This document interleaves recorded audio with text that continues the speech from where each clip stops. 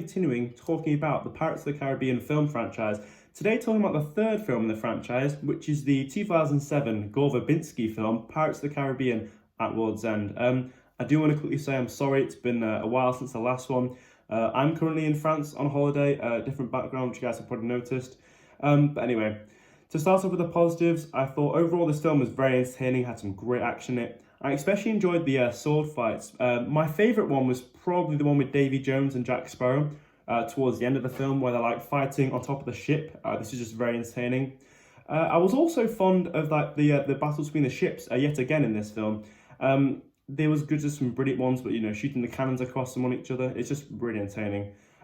Also during the fight at the end, in the final scene, Barbossa actually like marries Elizabeth and Will, which I thought was quite strange, a little unconventional, because obviously Elizabeth is in like royalty, and plus in the middle of like a big gory fight with pirates, it's a bit strange place to want to get married, but they seemed to enjoy it at the time anyway. So the ending was brilliant. But contrasting from the ending, the beginning of the film was extremely dark, but it was also quite entertaining because it starts off with a lot of public executions where lots of people are just getting hung. This scene is quite shocking, but it does kind of set the film, it's going to be like a more dark Pirates of the Caribbean film, which I definitely did like.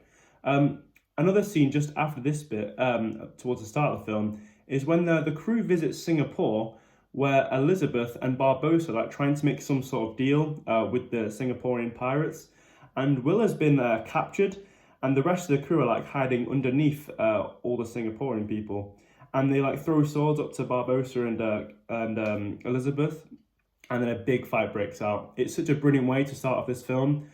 Just great fights, very entertaining. Once again, I thought our usual cast was just brilliant for this film. Johnny Depp, Keira Knightley, Orlando Bloom, and Geoffrey Rush. They were all brilliant in this film. It's good to see them working together. Because it's quite different, because we've seen Barbossa and Johnny Depp, Barbossa and Jack Sparrow like fight each other in the first film, and in this film they kind of came together. Johnny Depp as Jack Sparrow was obviously the star performer yet again. He's just a great character to watch. But I liked it how these characters are now working together. It was quite unique and different because we hadn't seen this in the previous two films. Another part of the film, which I did like, is where Jack figures out what to do with the ship, and he starts like trying to rock it, and the rest of the crew join in, and then they turn it upside down. This kind of reminds me of Stranger Things, which I have watched recently, very popular nowadays, because of obviously the upside down. But obviously, it's a bit different in Stranger Things than it is in Pirates of the Caribbean. There's also brilliant comedy in this film with Jack Sparrow. He's just such a cheeky, ruthless pirate, and it's so good when he shows it off. It's just really entertaining.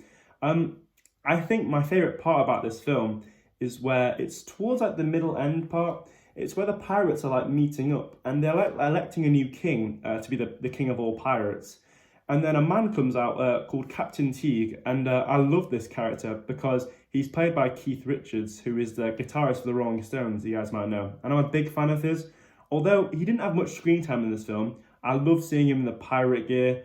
And he also plays the guitar, which is really good because it's what he's known for. And then later we find out he's actually Jack Sparrow's father. And I do hope we get to see his character at least one more in the future two films that are currently out. Moving on to the negatives. Honestly, this film was good, but it's definitely the worst one in the franchise that I've seen so far. But it was still good, it was still entertaining. I thought some parts of the film were quite strange, like where Jack gets stuck in Davy Jones' locker, and then he's like seeing more than one of himself, he's going crazy, and then these like rocks turn into crabs, start carrying his ships. This was just very strange. They could have just, saved him better. I don't really get why they had to do this. And then there was just weird things like Cutler Beckett and Davy Jones working together and then betraying each other. I didn't get this. Overall, the story for this film was just quite strange because they're like still trying to find the heart of Davy Jones from the last film. So it's like following the same film. And then they try to summon Calypso and electing a new king. It's just a bit strange to me, and it's a bit all over the place. They definitely could have thought, some sort of a new storyline, I guess.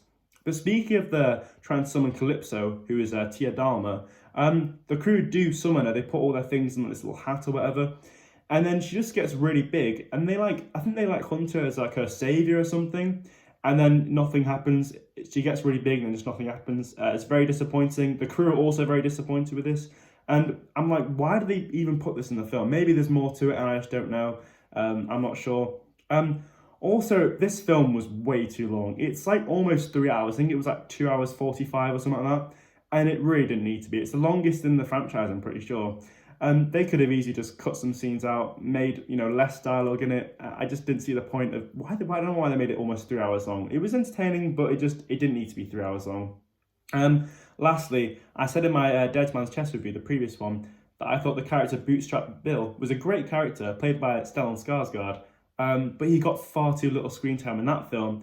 But then he gets even less screen time in this film, which I was really confused by because I thought they would have included more in the second film that he's in.